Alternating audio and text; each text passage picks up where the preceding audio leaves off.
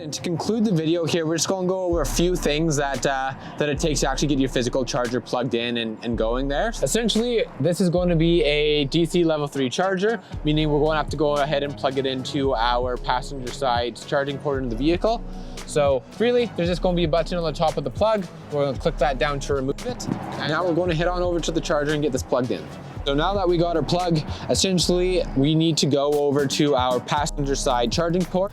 And in this car, it's going to be optional to swipe to enter. So rather than just clicking open the charging port, we're going to have to swipe underneath this little tab. Our charging port's going to enter.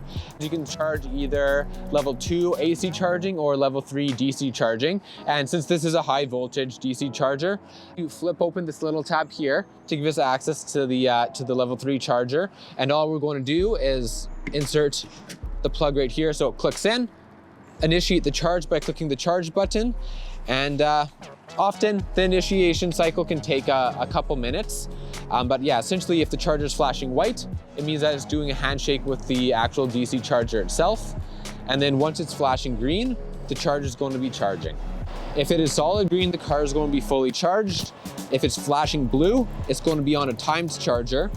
And then the last one you'll see, if it's ever flashing red, it means that there's some sort of error or issue.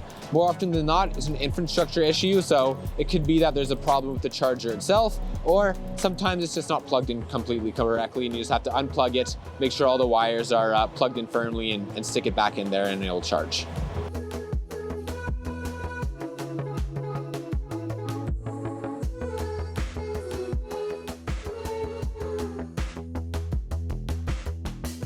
Whenever you are at an electrified charging station, what I would recommend doing is if you come into your charging settings in your PCM here, on the bottom right, if you click into the relevant settings, you're going to have a few different options here.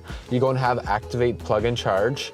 And I'd recommend checking that off. That way, whenever you plug in at an electrified Canada station, it's going to immediately recognize your car and account, and you're not going to have to start and stop the charge using your app.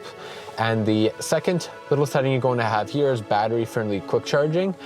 If for whatever reason you only have access to a level 3 charger and you're using it repeatedly to charge your vehicle, I'd recommend checking this just to preserve the battery life on your vehicle over the long term.